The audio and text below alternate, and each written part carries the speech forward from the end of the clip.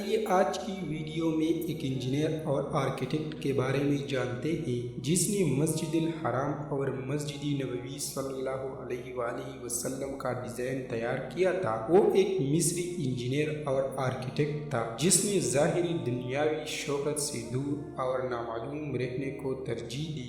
اس کا نام ڈاکٹر محمد کمال اسماعیل ہے۔ وہ 1908 میں پیدا ہوا اور 2008 میں چل بسا۔ وہ مصر کی تاریخ کا سب سے کم عمر ترین شخص تھا جس نے ہائی اسکول سرٹیفکیٹ حاصل کیا، پھر رائل اسکول آف انجینئرنگ کا سب سے کم عمر طالب علم بنا جس نے وہاں سے گریجویٹ ڈگری لی، پھر سب سے کم عمر شخص بنا جس کو یورپ سے اسلامک آرکیٹیکچر میں ڈائریکٹریٹ کی 3 سال ڈگری لینے کے لیے بھیجا گیا۔ اس کے علاوہ وہ سب سے کم عمر نوجوان تھا جس نے بادشاہ سے نائل اسکارف اور آئرن کا خطاب حاصل کیا۔ وہ پہلا انجینئر تھا جس نے حرمین شریفین کی توسیع، منصوبے کی تعمیر اور عمل درآمد کے لیے اختیارات سنبھالے۔ اس نے شفاعت اور بن لادن قتل کے بار بار اصرار کے باوجود انجینئرنگ، ڈیزائن اور آرکیٹیکچر نگرانی کے لیے کسی قسم کا معاوضہ لینے سے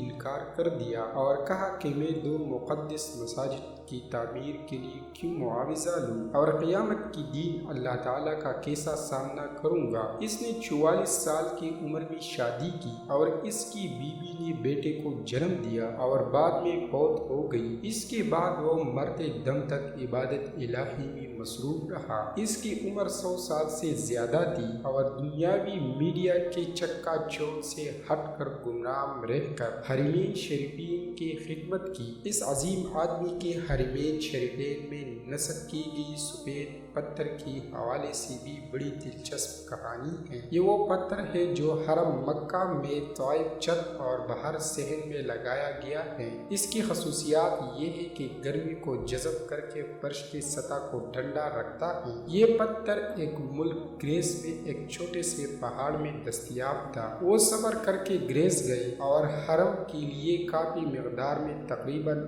آدھا پہاڑ خریدنے کا معاہدہ کیا۔ معاہدے پر دستخط کر کے وہ واپس مکہ لوٹے اور سفید پتھر سٹاک میں آ گئے اور مکہ حرم میں پتھر کی تنصیب مکمل کرائی۔ 15 سال بعد سعودی حکومت نے ایسا پتھر ہی مسجد نبوی میں بھی نصب کرانے کو کہا۔ انجینئر محمد کمال کو جب بادشاہ نے مسجد نبوی میں ویسی ہی ماربل لگانے کو کہا تو وہ بہت پریشان ہوا کیونکہ یہ پتھر گریس میں دستیاب تھا اور آدھی پہاڑ اس نے پہلی ہی خرید چکے تھے۔ انجینئر محمد کمال بتاتے ہیں کہ وہ گریس میں اسی کمپنی کی چیف ایگزیکٹو کے پاس گئے، اسے ملے اور ماربل کی بقایا مقدار جو بچ گئی تھی اس کے بارے میں پوچھا تو چیف ایگزیکٹو نے بتایا وہ ماربل تو ہم نے آپ کے جانے کے بعد بیچ دیا تھا، اب تو 15 سال ہو گئے ہیں۔ کمال بہت افسردہ ہوا اور میٹنگ چھوڑ کر جانے لگا تو آفس سیکرٹری سے ملا اور گزارش کی کہ مجھے اس شخص کا اتا پتہ بتاؤ جس نے بقایا تمام ماربل کی مقدار خریدی۔ تو اس نے کہا پرانے ریکارڈ تلاش کرنا بہت مشکل ہے لیکن آپ مجھے اپنا فون نمبر دیجیے، میں تلاش کرنے کی کوشش کرتا ہوں۔ اس نے اپنا فون نمبر اور ہوٹل کا پتہ دیا اور اگلے دن آنے کا وعدہ کر کے چلے گئے۔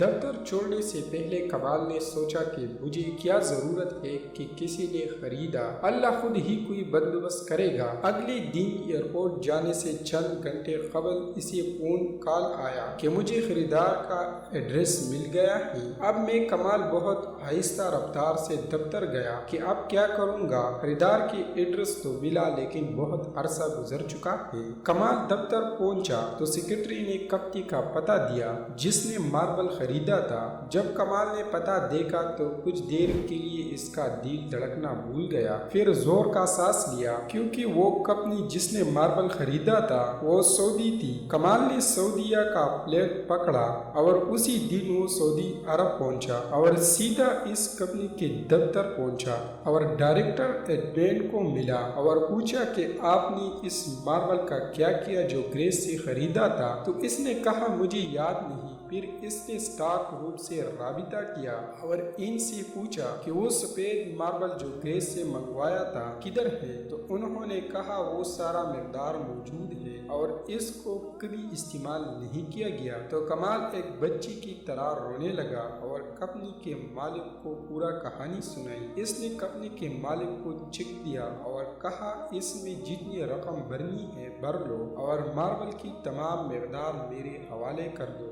جب کمپنی کے مالک کو پتہ چلا کہ یہ تمام ماربل مسجد نبوی میں استعمال ہونا ہے تو اس نے کہا میں 1 ریال بھی نہیں لوں گا، اللہ نے یہ ماربل مجھ سے خریدا اور پھر میں بھول گیا۔ اس کا مطلب یہی تھا کہ یہ ماربل مسجد نبوی میں ہی استعمال ہونا ہے۔ اگر آپ کو یہ ویڈیو اچھا لگا ہو تو اس ویڈیو کو لائک، کمنٹ اور شیئر ضرور کریں اور اسی طرح ویڈیو دیکھنے کے لیے ہماری YouTube چینل کو ضرور سبسکرائب کریں۔